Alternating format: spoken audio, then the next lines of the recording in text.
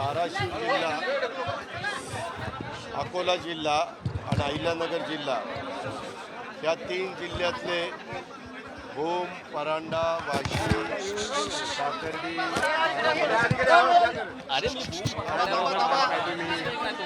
त्याचबरोबर अकोट या सगळ्या भागातले अनेक कार्यकर्त्यांनी राष्ट्रवादी काँग्रेस पक्षामध्ये प्रवेश केला. त्यांच्या पक्षप्रवेशाच्या करता मी आलेलो होतो. त्याच्यात विशेषतः माजी आमदार राहुल भैया मोठे हे आणि असंख्य कार्यकर्ते, मग काही सभापती, माजी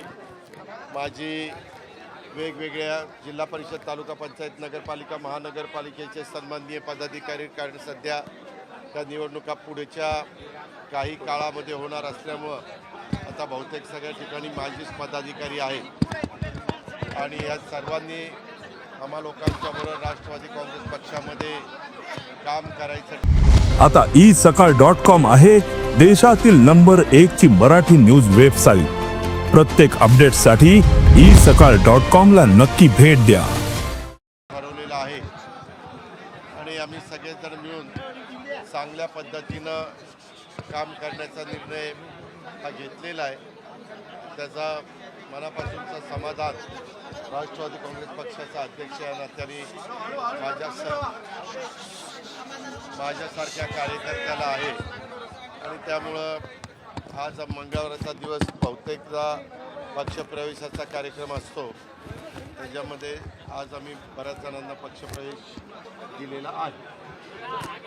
काही काळामध्ये अजून याच्यापेक्षा मोठे पक्षप्रवेश होण्याची शक्यता आहे, कारण त्या काळात सर्वच राजकीय पक्षामध्ये वेगवेगळे मान्यवर पक्षप्रवेश करतात, तुम्हाला पण माहिती आहे. मग सर्वच राजकीय पक्ष, सत्ताधारी पक्षाचे राजकीय पक्ष असतील, जास्त करून सत्ताधारी पक्षाकडं त्या असणाऱ्या पक्षांच्याकडे येण्याचं प्रमाण हे आपल्याला जास्त पाहायला मिळतं आहे. परंतु त्यांना आम्ही बेरजेचं राजकारण जे स्वर्गीय यशवंतराव चव्हाण साहेबांनी केलं आहे त्या पद्धतीनं आम्ही देखील बेरजेचं राजकारण करतो आहे आणि शेवटी सगळ्यांना बरोबर घेऊन जायचं आहे. राज्याचा विकास झाला पाहिजे. देशाचे पंतप्रधान नरेंद्र मोदी साहेबांच्या नेतृत्वाखाली केंद्र सरकार काम करत असताना त्याच्यामध्ये आपला राज्य देखील विकासाच्या बाबतीमध्ये आघाडीवर असलं पाहिजे आणि त्या पद्धतीनं आमचं सगळ्यांचं, मुख्यमंत्री असतील, दोन्ही उपमुख्यमंत्री असतील किंवा बाकीचे सगळे आमचे मंत्रिमंडळातले सहकारी असतील किंवा वेगवेगळे आमचे जे काही राजकीय पक्ष आहेत त्यांचे पदाधिकारी असतील यांचं काम चाललं. दिनेश वाघमारे जे राज्याचे निवडणूक आयुक्त आहेत, ते नाशिकमध्ये विभागीय आयुक्तांबरोबर त्यांनी बैठक वगैरे केली आहे.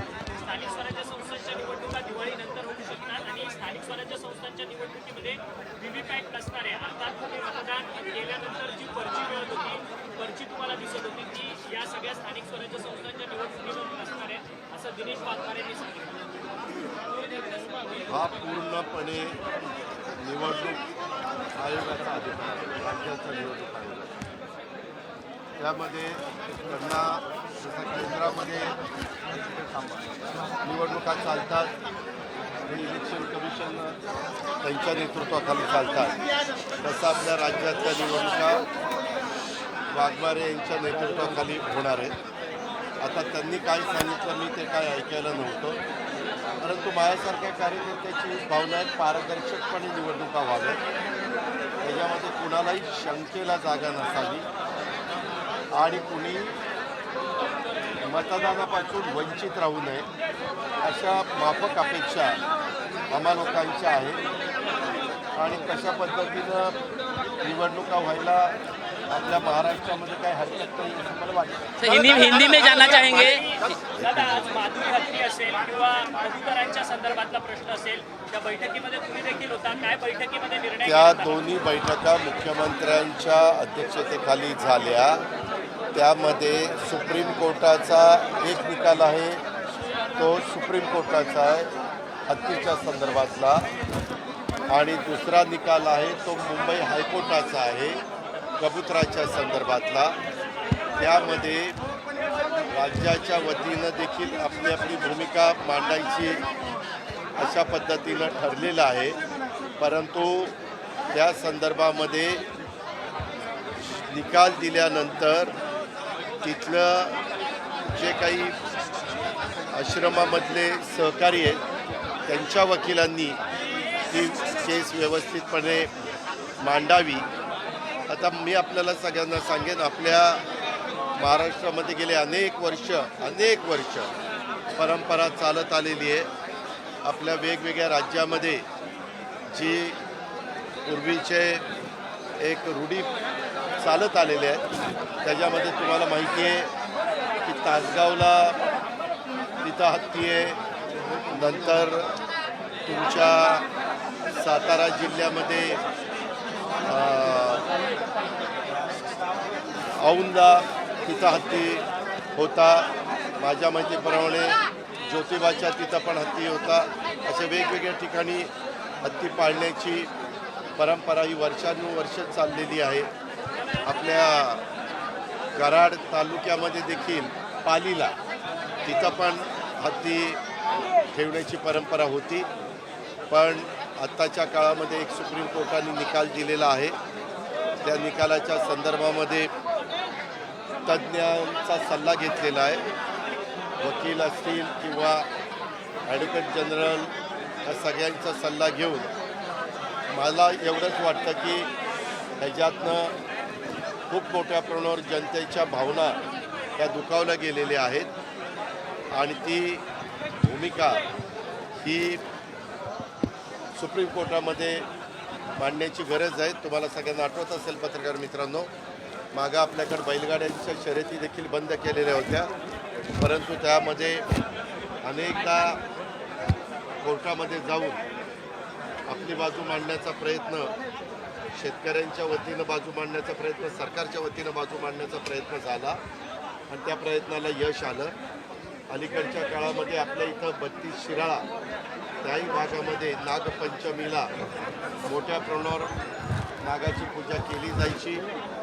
तिथं नंतर ते नाग सोडून दिले जायचे, परंतु मध्ये सुप्रीम कोर्टाच्या आदेशाप्रमाणे काही काळ ते थांबलेलं होतं, परंतु आता परत ते सुरू होईल अशा प्रकारची परिस्थिती निर्माण झालेली आहे. अशा अनेक घटना देशात किंवा राज्यामध्ये घडलेल्या आहेत. अशा पद्धतीनं कोल्हापूर जिल्ह्यातल्या तमाम नागरिकांच्या त्या घटनेच्या बाबतीमधल्या भावना फार तीव्र आहेत आणि त्याच्यामुळे खूप मोठं शिष्टमंडळ त्या भागातले दोन्ही तिन्ही खासदार, माजी खासदार, विद्यमान आमदार, माजी आमदार, मंत्री प्रकाश आंबेडकर किंवा हसन मुश्रीफ साहेब असे अनेक मान्यवर आजच्या मिटिंगला होते आणि त्यांनी आपापली भूमिका मांडली.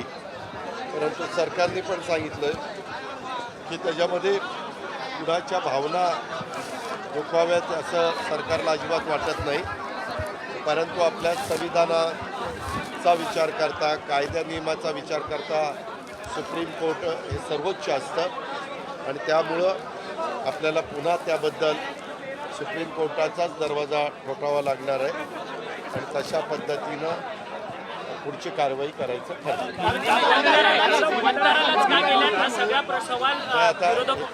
आता वेगवेगळ्या प्रकारे तुम्ही जर सुप्रीम कोर्टाची ऑर्डर बघितली तर तुमच्याही लक्षात येईल. आता सुप्रीम कोर्टाने काय ऑर्डर द्यावी हा त्यांचा अधिकार आहे. त्या अधिकाराचं पालन करणं हे सरकार म्हणून ज्या त्या सरकारचं काम असतं ते त्या सरकारने केलेलं आहे. पण त्यामधल्या लोकभावना पण लक्षात गेल्या पाहिजे अशा प्रकारे सरकारला वाटतं. दादा, आता दिनेश वाघमारेंनी निर्णय दिला आहे की व्हीव्हीपॅट नसणार आहे, परंतु शरद पवारांचा पक्ष जो आहे तो आता सुप्रीम कोर्टात जाणार आहे या सगळ्या निर्णयाच्या विरोधात. हो का? प्रत्येकाला कुठलाही निर्णय दिल्यानंतर तो निर्णय जर योग्य वाटला नाही तर अपील करण्याचा अधिकार आहे. मी सुरुवातीलाच आपल्याला सांगितलं, आपल्यामार्फत राज्याला सांगेन, आमच्या महायुतीच्या सरकारला निवडणुका पारदर्शक व्हाव्यात. निवडणुकाची जी पद्धत आपल्याकडं आहे महाराष्ट्रामध्ये त्याच्यामध्ये कुठंही कुणावर अन्याय होणार नाही, कुठंही कुणी मतदानापासून वंचित राहणार नाही.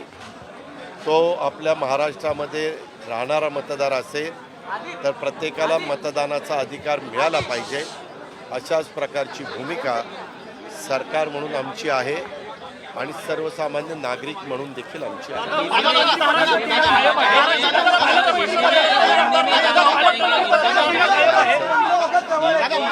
मालेगाव बॉम्बस्फोटातील आरोपी पालकमंत्री पण ठरलेलं नाही. उदय सामंत काही गंभीर आरोप केलेले आहेत की शरद पवारांनी पहिला हिंदू दहशतवादाचा शब्द घेतला हो का, त्यानंतर हे सगळं सुरू एकदा निकाल लागल्यानंतर कुणी काय आरोप करतं हा ज्याचा त्याचा प्रश्न. प्रत्येकाच्या आरोपाला उत्तर द्यायला आम्ही काही बांधील नाही. आम्ही supreme court, high court, session court ही सगळी जी काही यंत्रणा घटनेचे शिल्पकार डॉक्टर बाबासाहेब आंबेडकरांनी आपल्याला दिलेली आहे, संविधान दिलेलं आहे, त्या पद्धतीनं आपला भारत देश चालतो. त्या पद्धतीनं आपण सगळेजण पुढं वाटचाल करत असतो. आता कुठलाही निकाल आला तर प्रत्येकाला व्यक्ती स्वातंत्र्य, मत स्वातंत्र्य, ते त्यांचं म्हणणं मांडू शकतात. त्याला आता कुणी त्या गोष्टीचं कदाचित समर्थन करतील, कुणी त्याला विरोध करतील. परंतु मला तुम्ही विचारलं तर मी न्याय देवतेने दिलेल्या निर्णयाचा आदर करणारा मी कार्यकर्ता. हिंदी में जानना चाहेंगे महत्वपूर्ण पक्ष प्रवेश हुआ है, क्या है उसका, और आने वाले इलेक्शन में उसका कैसा फायदा?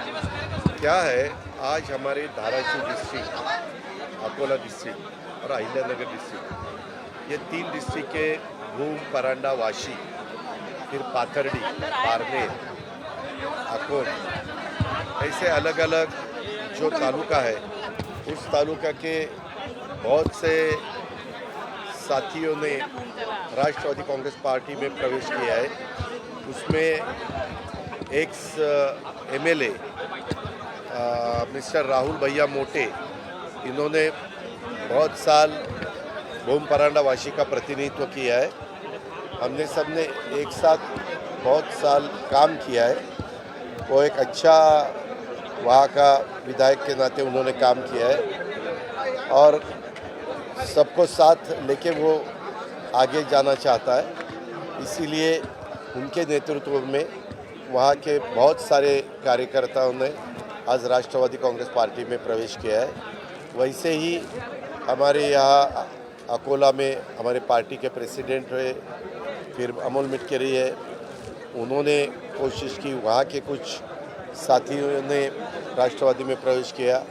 फिर हमारे काशीनाथ दाते MLA है, फिर वहाँ के अशोक सावंत और बाकी हमारे कार्यकर्ता है, पार्टी के प्रेसिडेंट है, उन्होंने सब ने कोशिश की और उसमें पारनेर और पाथर्डी, ये 2 तालुका के लोग, उन्होंने बहुत सारे लोगों ने प्रवेश किया. आपने अभी देखा बहुत से लोग आए थे और उनको सबको हमने प्रवेश दिया.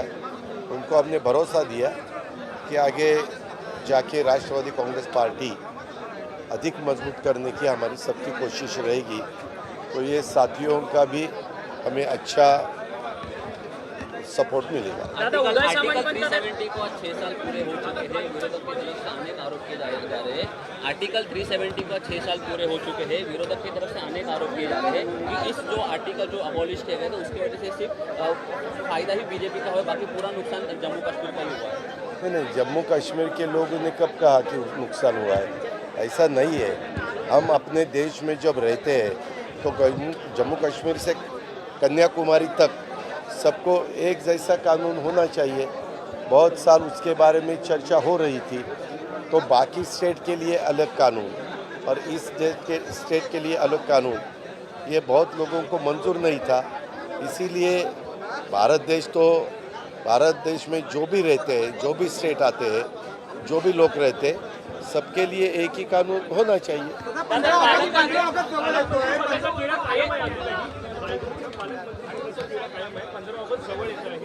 तुम्ही काळजी करू नका पत्रकार मित्रांनो. ज्यावेळेस आम्हाला म्हणजे राज्याच्या प्रमुखांना रायगड आणि नाशिक हे पालकमंत्री पदाचं जाहीर करायचं आहे, तो सर्वस्वी अधिकार हा मुख्यमंत्र्यांचा असतो. मुख्यमंत्री योग्य वेळी ते जाहीर करतील. म्हणून कुठलंही काम थांबलेलं नाही आहे. DPCचे जो काही निधी आहे तो निधी त्या जिल्ह्याला देण्याच्या बद्दलच्या सगळी कार्यवाही करण्यात आलेली आहे आणि सरकारच्या वतीनं तिथं पालकमंत्री जरी आत्ताच्या घडीला नसले तरी कुणी ना कुणी कुणाला तिथे नेमणूक मंत्रिमंडळातल्या सहकार्याची केली जाईल आणि नाशिकलाही आमच्या देवेंद्र फडणवीस साहेबांच्या मंत्रिमंडळातली एक व्यक्ती जाऊन नाशिकला झेंडावंदन करेल आणि रायगडला पण CM साहेब ज्याला नेमतील ते तिथं झेंडावंदन करतील. दादा संभाजी भिडे 2000 वर्ग किलोमीटर भारत में कब्जा किया है चाइना के जगह को, उसे किस तरीके से इनके सुप्रीम कोर्ट ने इस पर फटकार भी लगाई? नहीं, ये देखो, हमेशा जिसको भी कुछ बोलना है या आरोप करना है तो उसके बारे में प्रूफ होना चाहिए, पुरावा होना चाहिए. आप देखो जो भी उनका स्टेटमेंट आया उसके बाद कोर्ट ने क्या डिसीजन दिया. कोर्ट का डिसीजन तो फाइनल डिसीजन रहता है, नंबर 1. नंबर 2, आपने अगर महाराष्ट्र में देखा तो महाराष्ट्र में भी अपोजिशन के बहुत से लोग, कुछ उनके पास प्रूफ नहीं है और वो आरोप करते हैं यहाँ ये हुआ है, वहाँ वो हुआ है, ये ऐसा हुआ, वो ऐसा हुआ. हम ये गवर्नमेंट बहुत अच्छी तरह से हमें मेजॉरिटी मिली है महायुति सरकार को. देवेंद्र फडणवीस जी के नेतृत्व में एकनाथराव शिंदे जी है, मैं हूँ और बाकी हमारे सब साथी हैं. हम सब अच्छी तरह से गवर्नमेंट का काम कर रहे हैं. आज भी हमारी कैबिनेट हुई, कैबिनेट में भी बहुत अच्छे डिसीजन हमने लिए हैं. महाराष्ट्र का विकास होना चाहिए, उस डेवलपमेंट के लिए सेंट्रल से पैसा मिलना चाहिए. ये हमारी सबकी कोशिश है और वो जारी है और डेवलपमेंट चालू है. देश विदेशातील प्रत्येक घडामोडींचे लाईव्ह अपडेट मिळवण्यासाठी आता साम टीव्हीच्या सर्व सोशल मीडिया प्लॅटफॉर्मला लाईक, फॉलो आणि सबस्क्राईब करा. तसंच सर्व नोटिफिकेशनसाठी बेल आयकॉन प्रेस करायला विसरू नका.